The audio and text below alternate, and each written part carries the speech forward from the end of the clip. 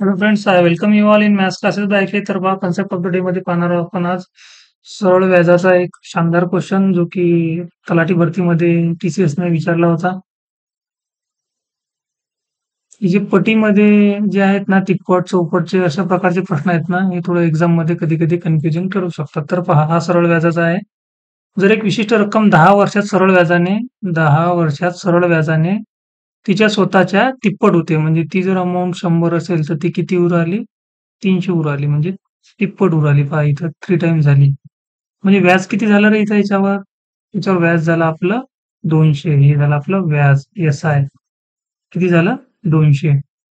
आणि हे 10 वर्षात झालं. मला एक सांगा, आपण इथं बेस आपला 100 आहे आणि आपला व्याज आलेला आहे 200, आणि हे 10 वर्षात आलं. तर एका वर्षाचं व्याज काढूयात आपण.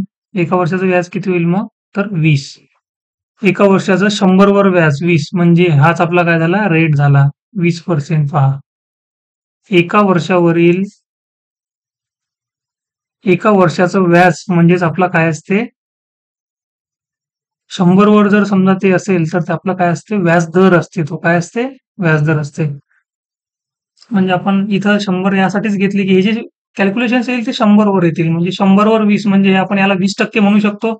आणि हे पर इयर म्हणजे एका वर्षाचा आहे. म्हणजे हाच आपला काय झाला? व्याजदर झाला. पहा, आता नेक्स्ट पहा. तर किती वर्षात ती स्वतःच्या पाचपट होईल? म्हणजे जर ही 100 आहेत, हे आपल्याला किती करायचे आहेत आता? पाचपट म्हणजे 500 करायचे आहेत. म्हणजे इथं आपला जो SI आहे, व्याज आहे, किती आहे? 400 व्याज आहे. आता 400 व्याज किती वर्षात? माहित नाही आपल्याला. हे 400 व्याज किती वर्षात होईल? माहित नाही. ठीक आहे. मग मला एक सांगा, जर व्याज हे जे 400 व्याज आहे, याला जर आपण एका वर्षाच्या व्याजाने, आता एका वर्षाचं व्याज आपण याला पर्सेंट म्हणू शकतो, किंवा एका वर्षाचं व्याज आपलं किती होतं इथं? हे 100 आहेत म्हणून आपण याला 20% लिहिलं. आपण त्याला 100 नसतं, अदरवाईज दुसरं काय असं दुसरी व्हॅल्यू आली असती, त्याला आपण पर्सेंट मध्ये नाही लिहू शकलो असतो. मग कारण आपण इथं बेस 100 घेतला म्हणून त्याला पर्सेंटचा सिम्बॉल आपण लावलेला आहे. पहा, इथं जर सपोज आता असं समजा, आपला जे आहे SI किती आहे? 20 आहे. म्हणजे एका वर्षाचं व्याज किती आहे आपलं? 20 आहे. आणि हे टोटल व्याज किती आहे इथं? जेव्हा ती संख्या 100 वरून 500 वर आली, म्हणजे 5 पट वर आली, तेव्हा आपलं व्याज किती झालं? 400 झालं. हे 400 व्याज, आणि एका वर्षाचं व्याज किती आहे आपलं? 20 आहे. तर मग याने जर आपण याला डिवाइड केलं, तर हे किती होतील आपलं? 20. ठीक आहे. म्हणजे आपलं जे एकूण व्याज आहे, त्याला आपण एका वर्षाच्या व्याजाने जर आपण डिवाइड केलं, तर आपल्याला टाइम भेटणार आहे. म्हणजे 20 वर्ष लागतील त्याला. किती लागतील? 20 वर्ष लागतील स्वतःच्या पाचपट व्हायला. इथं पहा, स्वतःच्या तिप्पट व्हायला 10 वर्ष लागत होते, पण स्वतःच्या पाचपट व्हायला त्याला किती लागतील? 20 वर्ष लागतील. इथं पण आपण असंच काढू शकलो असतो. मला एक सांगा, इथं व्याज किती होत आहे? 200 होत आहे. वा, पहिल्या केसमध्ये मला एक सांगा, 100चे हे 300 झाले. ह्याच्यामध्ये SI किती आहे? बरोबर SI आहे. हे झाले 10 वर्षात 200. 10 वर्षात 200 SI झाला. मग आता हे पहिली केस. आता दुसऱ्या केसमध्ये काय झालं? हे 100 आपण अझ्युम केले. 100चे किती? 500 उर आले. आणि याच्यामध्ये SI किती आहे? व्याज किती आहे? तर हे आहे 400. मला एक सांगा, सरळ व्याज जे व्याज आहे ते 200 होण्यासाठी 10 वर्ष लागतात. तर मग 400 होण्यासाठी किती लागतील? 20 वर्ष लागतील. हेच आपलं काय आन्सर आहे. पहा, आता नेक्स्ट क्वेश्चन पहा. एक विशिष्ट रक्कम सरळ व्याजाने 7 वर्षात, पहा हा क्वेश्चन थोडा इंटरेस्टिंग आहे. एक विशिष्ट रक्कम सरळ व्याजाने 7 वर्षात किती उराली? 1400 होते. आणि 10 वर्षात किती उराली? 1610 होत आहे.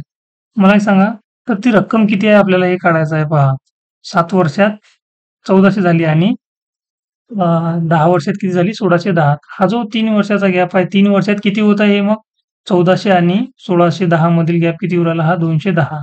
मला एक सांगा, 3 वर्षात व्याज किती उरायला? 210. एका वर्षात किती होणार मग?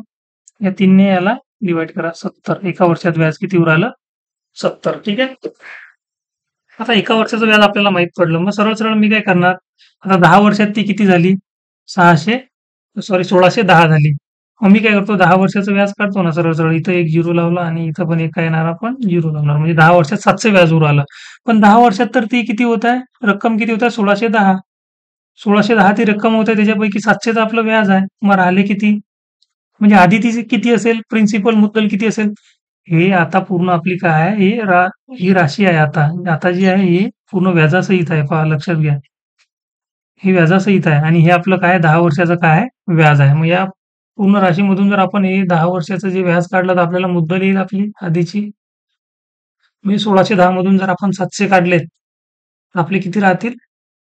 910. जे की आपलं काय आहे? ऑप्शन 3. हेच आपलं काय आन्सर आहे पहा. ठीक आहे.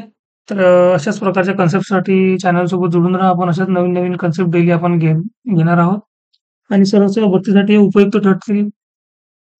आपल्या ज्याही कन्सेप्ट आहेत, मे बी तुम्ही एम-पी-एस-सीची तयारी करत असाल, एस-एस-सी, जी-डी, आर्मी वगैरे, पोलीस भरती, तलाठी, सरळ सेवा कुठलीही असू द्यात आणि एम-पी-एस-सी. तर तुम्हाला हे युजफुल ठरेल.